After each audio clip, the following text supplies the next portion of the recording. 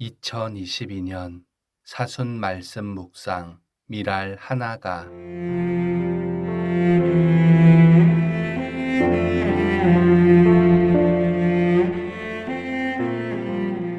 참 예수님, 은총의 사순식이 사순 제5주일입니다. 기도 지향. 하느님은 이미 용서하셨음을 생각하며 말씀을 읽어봅시다. 그와 더불어 남북이 화해의 실마리를 찾고 관계를 회복할 수 있도록 작은 교류라도 시작할 수 있기를 청합시다. 시작기도 하겠습니다. 성부와 성자와 성령의 이름으로 아멘. 빛의 하느님, 성부와 같으시니 우리 빛을 만들어 주신 빛이시며 당신은 영원한 날이시니 밤중에 하늘을 향해 부르짖는 우리 간청을 들어주소서. 우리에게서 어둠과 어둠의 모든 불안을 거두어 주시고 피로에 지쳐 흐트러진 우리를 생기 있게 해 주소서. 그리스도님, 당신은 세상의 빛이시니 우리가 믿는 하느님이시니 이 시대의 어둠 속에서 우리는 당신께 희망을 둡니다. 온 마음으로 찬양하오니 그리스도 영광의 주님, 성부와 성령과 함께 우리를 영원히 사랑하시나이다. 아멘.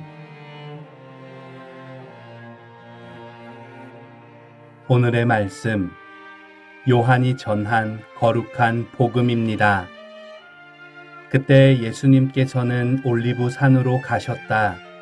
이른 아침에 예수님께서 다시 성전에 가시니 온 백성이 그분께 모여들었다. 그래서 그분께서는 앉으셔서 그들을 가르치셨다. 그때 율법학자들과 바리사이들이 가늠하다 붙잡힌 여자를 끌고 와서 가운데에 세워놓고 예수님께 말하였다. 스승님, 이 여자가 가늠하다 현장에서 붙잡혔습니다. 모세는 율법에서 이런 여자에게 돌을 던져 죽이라고 우리에게 명령하였습니다. 스승님 생각은 어떠하십니까?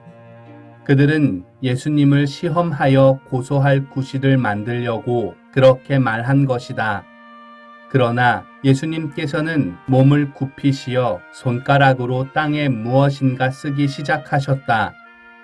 그들이 줄곧 물어대자 예수님께서 몸을 일으키시어 그들에게 이르셨다. 너희 가운데 죄 없는 자가 먼저 저 여자에게 돌을 던져라. 그리고 다시 몸을 굽히시어 땅에 무엇인가 쓰셨다. 그들은 이 말씀을 듣고 나이 많은 자들부터 시작하여 하나씩 떠나갔다. 마침내 예수님만 남으시고 여자는 가운데에 그대로 서 있었다. 예수님께서 몸을 일으키시고 그 여자에게 여인아, 그 자들이 어디 있느냐? 너를 단죄한 자가 아무도 없느냐? 하고 물으셨다. 그 여자가 선생님, 아무도 없습니다. 하고 대답하자 예수님께서 이르셨다. 나도 너를 단죄하지 않는다. 가거라. 그리고 이제부터 다시는 죄짓지 마라. 주님의 말씀입니다. 그리스도님 찬미합니다.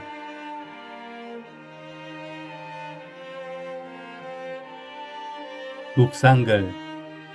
이미 용서받은 우리. 오늘 묵상글은 인천교구 이경환 비오 신부님께서 올려주셨습니다. 오늘 복음에서 예수님은 손가락으로 땅에 무엇인가를 쓰셨다고 하셨는데 이 대목을 읽을 때마다 예수님은 과연 무엇을 쓰셨을까 궁금해집니다. 예수님이 땅바닥에 무엇을 쓰셨는지를 알 수는 없습니다.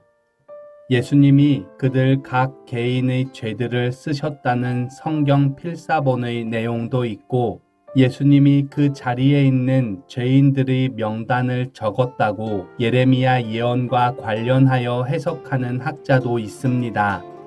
만약 예수님이 쓰신 글자가 중요했다면 복음서 저자가 그것을 기록했을 것입니다. 그러니까 정말 중요한 것은 예수님이 땅에 무엇을 쓰셨느냐가 아니라 예수님의 침묵 자체가 중요하다는 것입니다. 예수님의 침묵은 모든 인간이 하느님 앞에서 죄인임을 깨우쳐 주기 위한 것으로 하느님만이 심판하실 수 있으니 하느님의 심판에 맡기라는 의미로 볼 수 있습니다. 그들은 예수님의 침묵 덕분에 자기의 죄를 깨달았을 것이고 예수님의 말씀 때문에 여자를 심판하거나 처벌할 용기를 잃고 그냥 떠나버립니다. 너희 가운데 죄 없는 자가 먼저 저 여자에게 돌을 던져라 라는 예수님의 말씀을 듣고 그들도 하느님 앞에서 똑같은 죄인임을, 그래서 여자에게 돌을 던질 수 없는 처지임을 깨닫게 되었던 것입니다. 결국 자기들도 죄인이라는 것을 행동으로 고백하게 됩니다. 회개와 은총의 사순식이 정점에 우리도 예수님 앞에 서 있습니다. 오늘 복음에 나온 고발자들과 죄를 지은 여인, 그리고 아무 상관없이 팔짱을 끼고 구경하는 방관자 중 우리는 어떤 모습으로 예수님 앞에 서 있는지 오늘 복음 안에서 우리 자신을 찾아보아야 하겠습니다. 분명한 것은 그들 중 죄를 지은 여인만이 진정으로 하느님의 자비와 용서를 깨달아 예수님으로부터 새로운 삶을 살 수 있게 되었다는 것입니다. 예수님께서 그 여자를 용서하신 것은 그 여자가 회개했기 때문이 아니라 회개하라고 용서하신 것입니다. 마찬가지로 우리가 회개해야 할 이유 또한 용서받기 위해서가 아니라 이미 용서를 받았기 때문입니다. 그러기에 우리가 우리에게 잘못한 사람을 용서하는 것은 우리가 받은 용서를 나누어 주는 것입니다. 우리가 우리에게 아픔과 상처를 준 이웃에게 돌을 던질 수 없다는 것을 깨달을 때 하느님 앞에서 똑같은 죄인임을 자각할 수 있고, 바로 그때 우리 안에 이웃을 용서할 수 있는 용서의 씨앗이 뿌려질 수 있습니다. 즉, 이웃을 이해하고 받아들일 수 있는 지평이 생기게 됩니다. 그것이 바로 고해성사의 작은 은총 중 하나입니다. 가거라 하시면서 우리를 자유로이 풀어주시며 새로운 나래를 펼치시기를 바라시는 예수님의 자비와 사랑을 체험하는 은총의 사순시기가 되면 좋겠습니다. 잠시 침묵하며 말씀과 묵상 내용에 머물러 봅시다.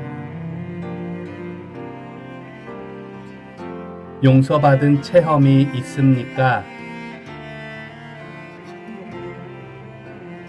나도 모르게 용서하고자 하는 마음이 샘솟았던 적이 있습니까?